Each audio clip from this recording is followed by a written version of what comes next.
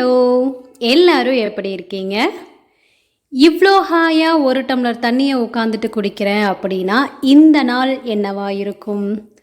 ஆமாங்க, correct. Sunday தான். Sunday vlog தான் இன்னைக்கு நம்ம பார்க்க போறோம். ஸோ வீடியோவை ஃபுல்லா பாருங்க. பார்த்துட்டு பிடிச்சிருந்துச்சுன்னா மறக்காம சப்ஸ்கிரைப் பண்ணி வச்சுக்கோங்க. நிறைய ஃப்ரெண்ட்ஸ் பார்க்குறீங்க, ஆனால் சப்ஸ்கிரைப் பண்ணாம பார்க்குறீங்க. ப்ளீஸ் லைக் பண்ணி சப்ஸ்கிரைப் பண்ணிட்டீங்க அப்படின்னா எனக்கு கொஞ்சம் மோட்டிவேஷனாக இருக்கும் வீடியோஸ் போட. ஸோ மார்னிங் பார்த்தீங்க அப்படின்னா காலையிலேயே எங்கள் வீட்டு தலை வாக்கிங் போயாச்சு. இன்றைக்கி வர்றதுக்கும் லேட் ஆகும். ஏன்னா ஃப்ரெண்ட்ஸ் எல்லாம் பார்த்து பேசி எல்லாம் முடிச்சுட்டு வர்றதுக்கு எப்படியா இருந்தாலும் 9 ஆகிடும். அதனாலேயே பிளான் பண்ணி என்ன பண்ணிட்டாரு, காலையில் 5:30க்கே போய் மட்டன்லாம் எடுத்துகிட்டு கொண்டு வந்து வச்சாச்சு. என்னமோ பண்ணிக்கோங்க அப்படின்ட்டு. சண்டே தானே, அதுக்காக ஃப்ரீயாக இருப்பேன்லாம் நினைக்காதீங்க. ஏன்னா சண்டே பார்த்தீங்க அப்படின்னா பையனுக்கு ஸ்பெஷல் கிளாஸ் இருக்குது மார்னிங் டு ஈவினிங். ஸோ எப்பவும் போல தான் மார்னிங் பிரேக்ஃபாஸ்ட் பண்ணணும், மதியம் லஞ்சு கொடுத்தனுப்பணும். லஞ்ச் கொடுத்தனுப்புகிறோங்கிறனால தான் இந்த ஃப்ரீ. ஸோ காலையிலேயே கொஞ்சம் செடிகளில் எல்லாம் வந்து அந்த அன்வான்ட் பிளான்ஸ் எல்லாம் இருந்துச்சுங்களா, ஸோ அதையெல்லாம் கட் பண்ணிவிட்டு பொண்ணையும் எழுந்திரிச்சு வந்தால் அவளோட பேசிட்டு அப்படியே பார்த்தீங்க அப்படின்னா பாருங்கள், வல்லார அழகாக பெருசாக நிறைய வந்துருச்சுங்க.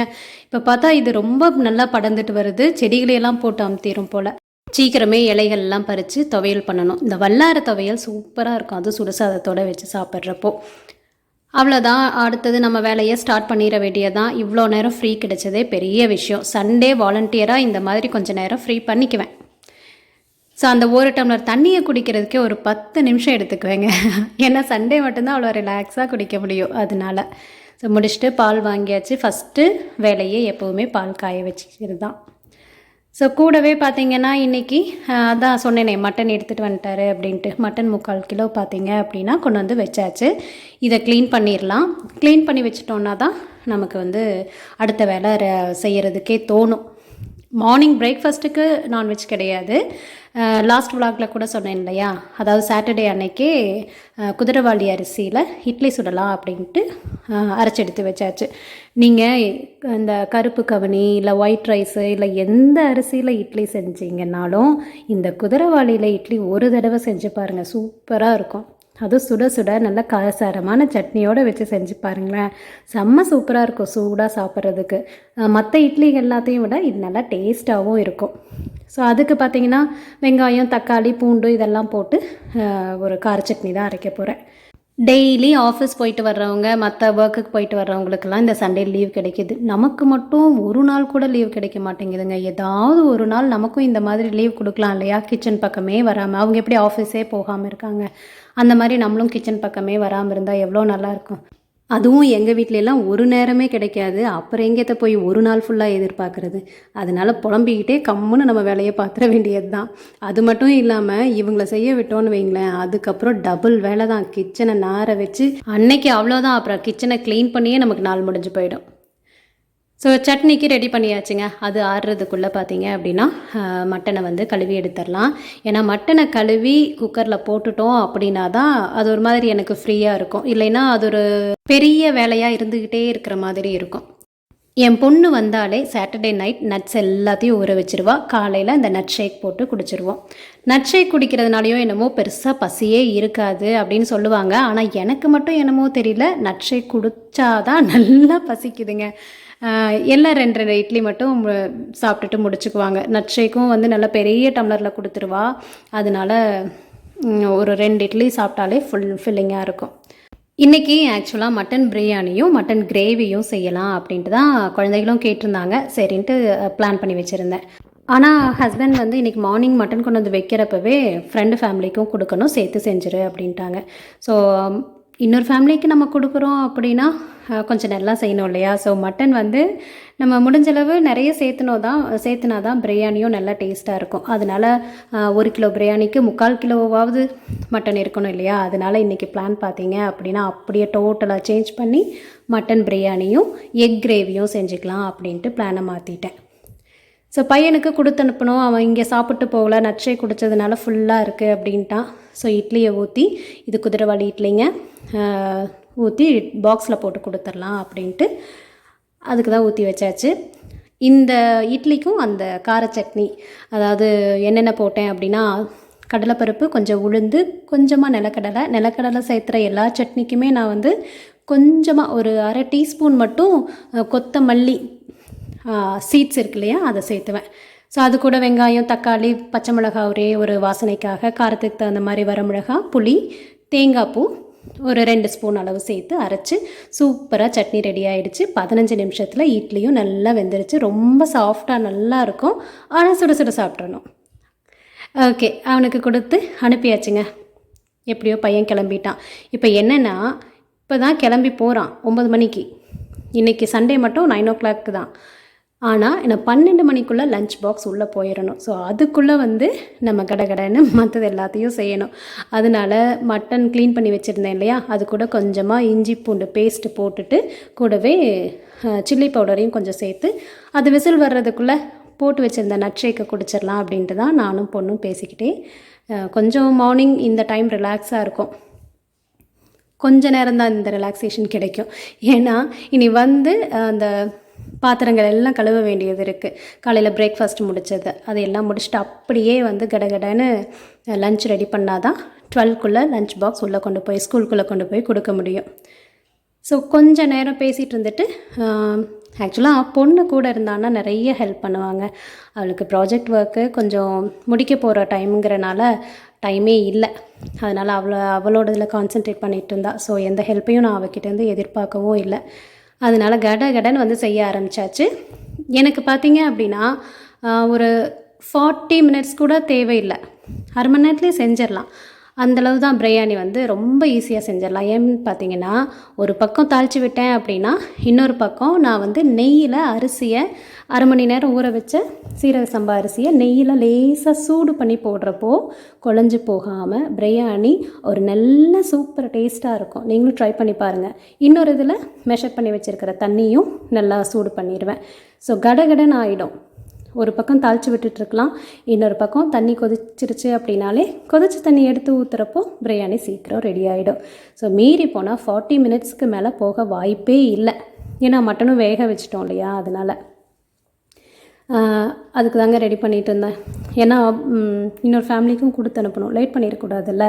அதனால் அது எல்லாத்தையும் கரெக்ட் பண்ணிவிட்டு எக் கிரேவிக்கும் பார்த்தீங்க அப்படின்னா சைட் பை சைடு அப்படியே ஆனியன்ஸ் எல்லாம் கட் பண்ணிவிட்டு அதே மாதிரி அரிசியை அடி பிடிக்காமல் சிம்மில் வச்சு கிளறிக்கிட்டே இருக்கணும். நெய்யில் போட்டு இது பண்ணுறோம் இல்லையா, அந்த சீரக சம்பா அரிசியை அப்படியே கூட ஹஸ்பண்டோட பேசிக்கிட்டே செஞ்சிட்டு இருந்ததுனால டைம் போனதே தெரியல. ஒவ்வொரு ஃபேமிலியெல்லாம் பார்த்தீங்க அப்படின்னா சண்டே அப்படின்னாலே வீட்டிலையே இருக்க மாட்டாங்க, வெளியே எங்கேயாவது கிளம்பிடுவாங்க. அதில் மோஸ்ட்லி லேடிஸ் இந்த குக்கிங்லேருந்து தப்பிக்கிறதுக்காகவே பார்த்தீங்க அப்படின்னா வெளியே எங்கேயாவது கிளம்பிடுவாங்க இல்லையா, சண்டே ஃப்ரீ பண்ணிக்கணும் அப்படின்ட்டு. அந்த வாய்ப்பும் கிடையாது. ஏன்னா ஒரு நேரம் ஃபுட்டு கூட நாங்கள் வெளியே எடுத்துக்கிறதே இல்லையா. ஸோ நமக்கு அந்த வாய்ப்பெல்லாம் கிடையாது. அப்படியே கிளம்புனாலும் எங்கேயாவது கெஸ்ட் வீட்டுக்கு தான் போகணும். அதுக்கு சாப்பாட்டுக்கு போகிற மாதிரியே போகணும். ஸோ அதனாலேயே பார்த்தீங்க அப்படின்னா இப்போது வெளியே போகிற வேலையே இல்லாமல் இருக்குது.